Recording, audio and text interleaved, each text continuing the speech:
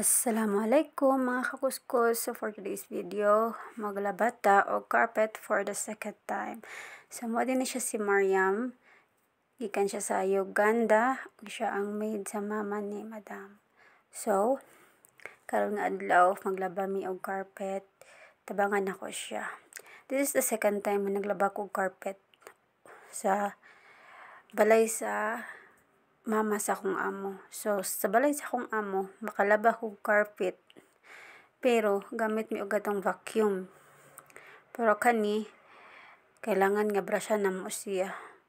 Second time na diyan ako nga naglaba diri sa ilahang balay. Atong first time, nakuratsog ko ay kanang, wala ko na-expect ba nga suguon ko sa igsuon ni Madam.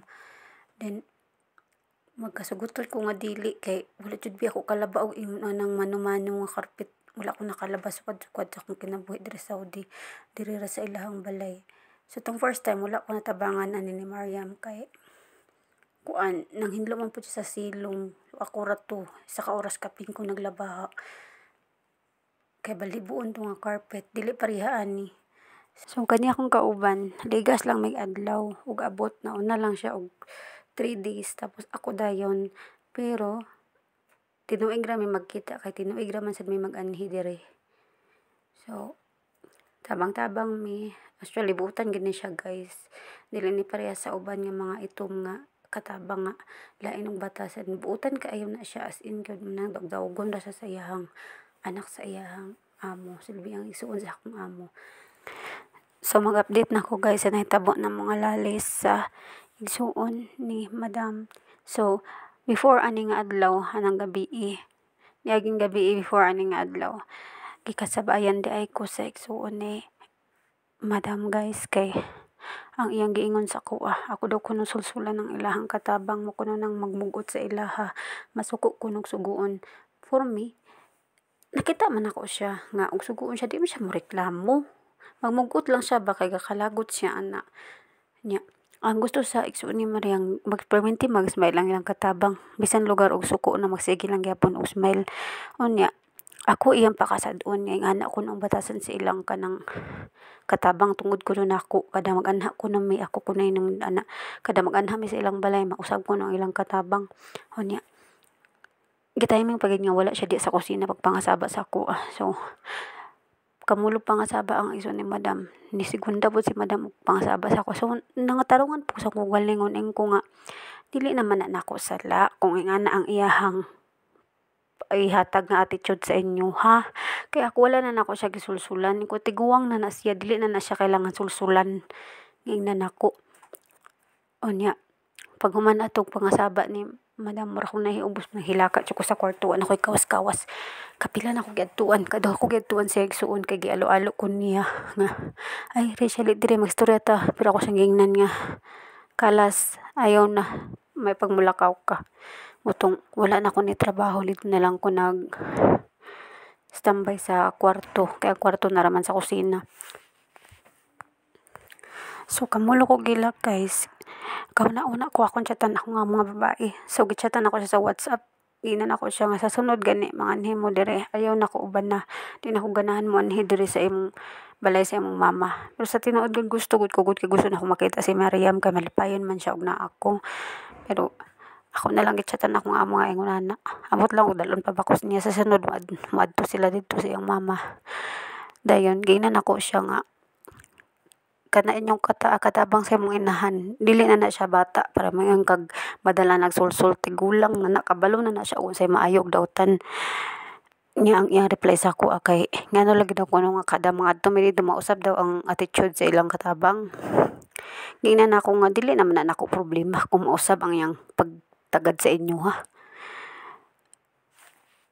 Gireplyan na po nako nga pangulan-on din ninyo siya ug unsa iyang problema nganong ako man ang inyong basulon nya anak pud akong amo nga dili lang di ko ganahan mangutana. Tuwa na ako ni reply kapuyan ako katong sa sige na magbalik-balik diha sa balay sa akong amo kuan balay sa mama sa akong amo nga sige na ni siya reklamo kaning katabang si Mariam si siya reklamo nga yawan lagi daw kayo og baba ang isuon ni madam. Unya, wala ko nato kay wala man ako nakita. Unya, kadugayan sa sige nung balik-balik kay matabantayan man gid nako nga sige lagyaw-yaw, sige gyaw-yaw, sige pangasaba, sige pangwinta sa trabaho.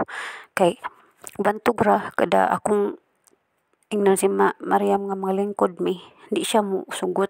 Siya nga ako lang daw. Siya daw dili kay masuko daw kuno ang kanang dong isuon ni madam kung mulingkod daw kuno siya. Which is tinuod gid di ay.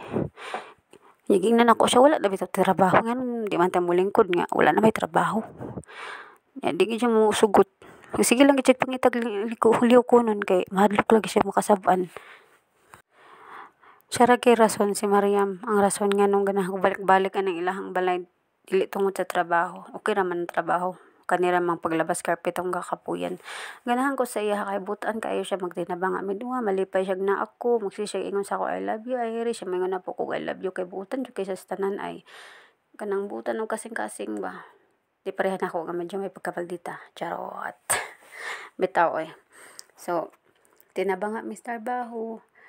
Unya, humanamig brush, iyang gisigundahan o kanang ingani o. Muna siya mulaba tapos musigop sa tubig. Iyang gisigundahan butangan niya Clorox daw kay para daw mo hinlo og ayo. Nya, i-offeran ako siya tabangan siya syara daw ko. Ano ko puli-puli mi, di siya musugot ana siya syara daw. So ako na lang siya ipasagdan. Nag-video na lang ko sa iya ha. So, una siya. Ingana nga mong vacuum diri gyapon. Pero karaan na siya. Tapos namurag di na makahinlo ba halos. So, kailangan nga brushan una ang carpet. Ay, din gamiton na kay karaan ang gamit. Karaan na kay ang ilang vacuum mo niya. Gubaon pag yun. Pero digan ni halos makahinlo og carpet. So, ingani ang mga butang sa mama sa akong amo. Mga karaan na ilang butang, apilang balay, karaan na ilang mga gamit, gubaon. Kadilagin nila ma-afford o ganang palit. Kay kaning pamilya sa akong among babae. Mga pobrehon ni sila. Kanang dili gadi sila halos ka-afford og sabon nga fairy. Usahay mag-powder na lang amo isabon sa ako ano niya. Ako ta magsigkog panguha sa among mga sponge diri sa balay dalon ako ihatag nako sa ilaha kay luoy kay wala sila sponge. Hugaw kayo ang ilang sponge daan. Way puli-puli. Unya wala na ako na videohan nung itabagan ng grolyo di na ako dili makaya sa isa ka tawo grolyo kay grabe ka bugat.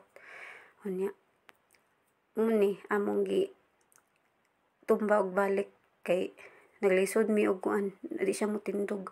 So kitabangan na mo siya grolyo kay gin makaya og isa ka tawo. So tinabanga mi duha. Hasta yung bugata kay lagi nanay tubig. Gamay ra gani ken tubig ana.